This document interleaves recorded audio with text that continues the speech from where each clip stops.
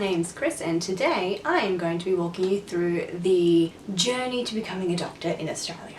So a couple of disclaimers. This will vary from state to state and university to university and then training program to training program. So what I'm going to tell you is more my story and how I got into things and the way that my journey has progressed, but it will vary a lot for everyone and there's no right or wrong way. Without further ado, let's start with university.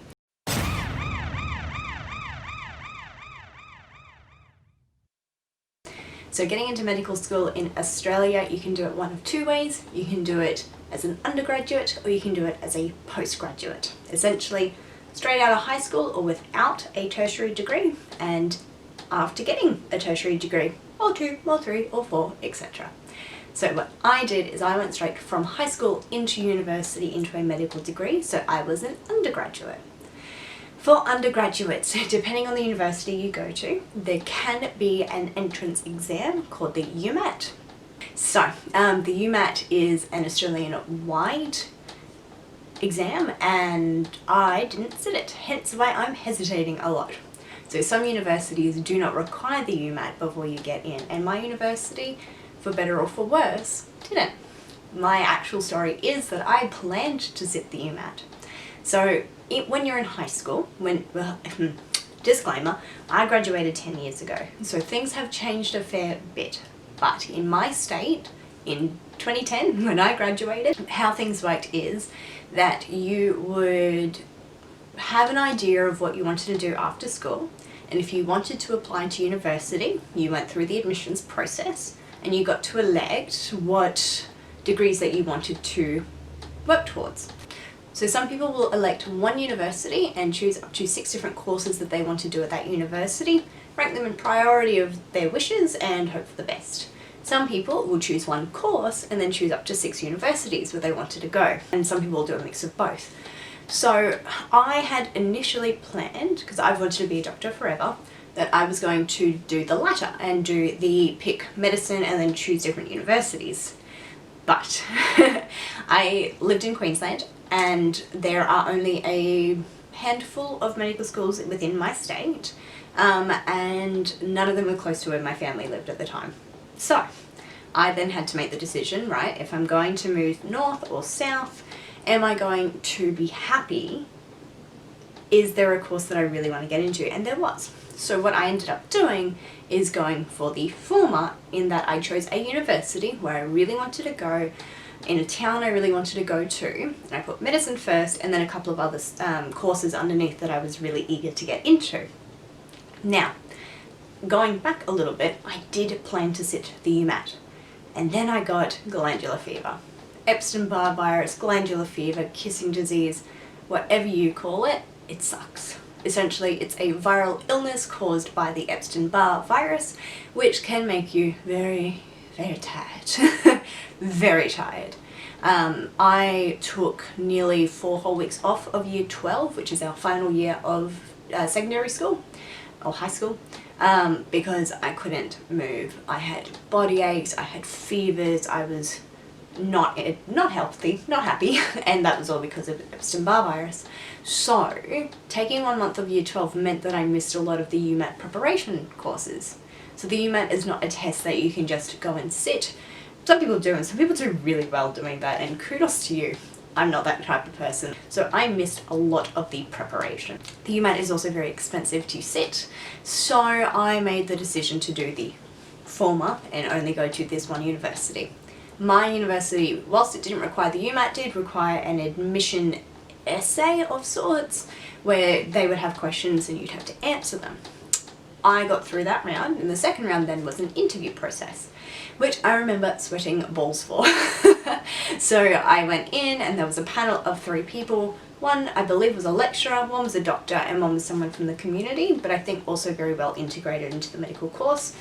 And we spoke, and it felt like hours, but I believe each interview lasts for 20 minutes or so. At least it did 10 years ago. I came out going, I don't know how well I did, because guess what? I was sick again. Your girl gets sick. Your girl got sick a lot. My immune system, however, being a doctor now has improved significantly because I've been exposed to a lot. I got into medicine that way.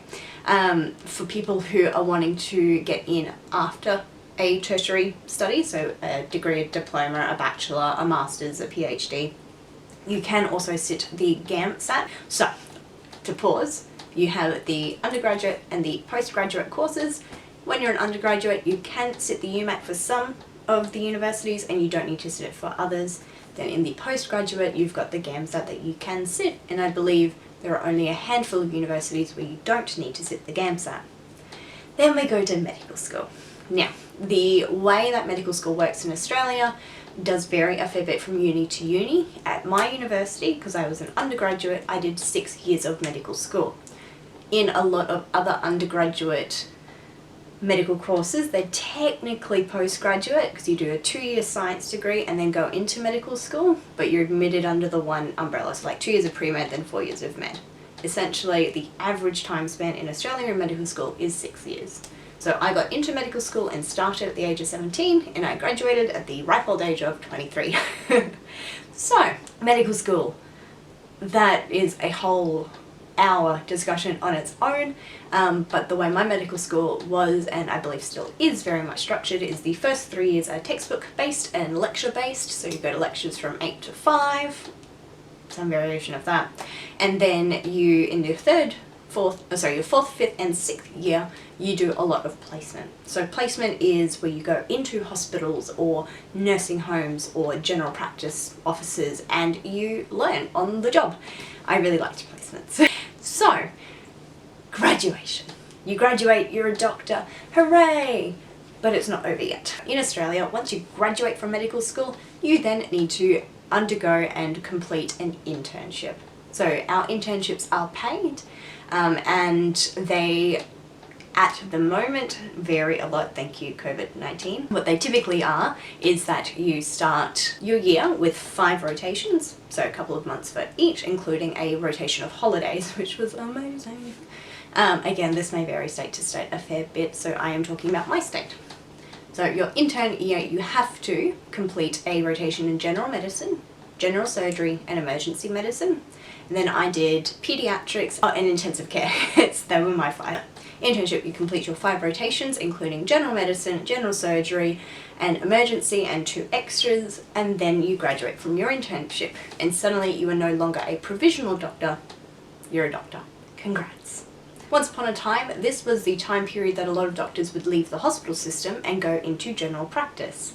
As a GP, I can tell you that is no longer the case. So you graduate your internship, congratulations! Now you start to move up in the hierarchy, I suppose, of medicine. Although it is a team sport, there is no hierarchy.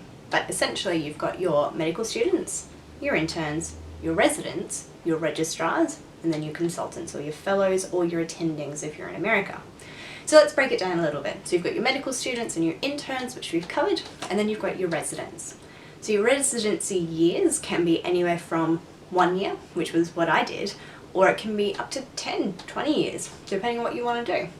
So your residency in my state and in the hospital systems I've worked in, you are a junior house officer, and then you become a senior house officer or a principal house officer.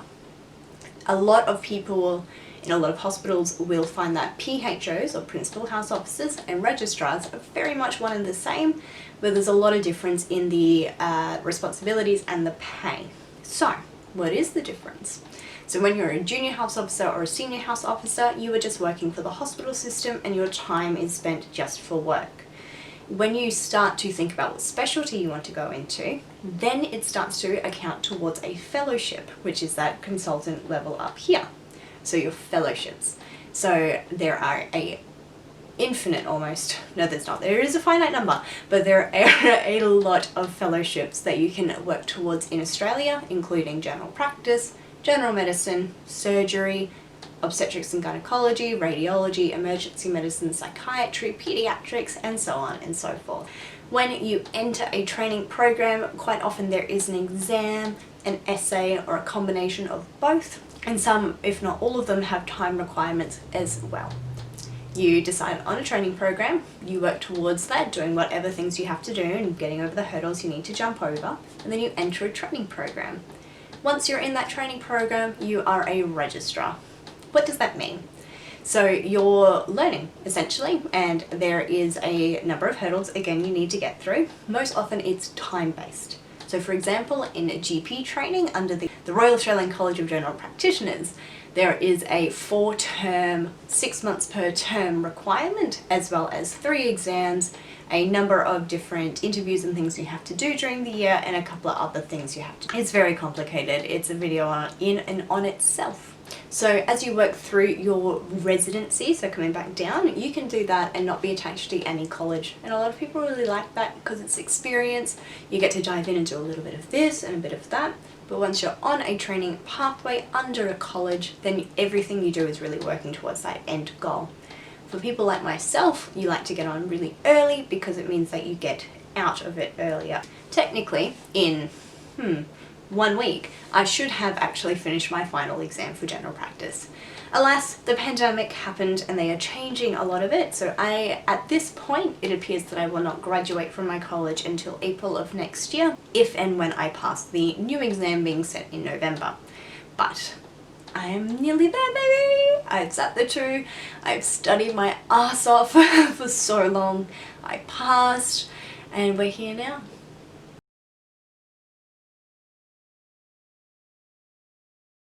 Essentially, you've got 2 ways of getting into med school.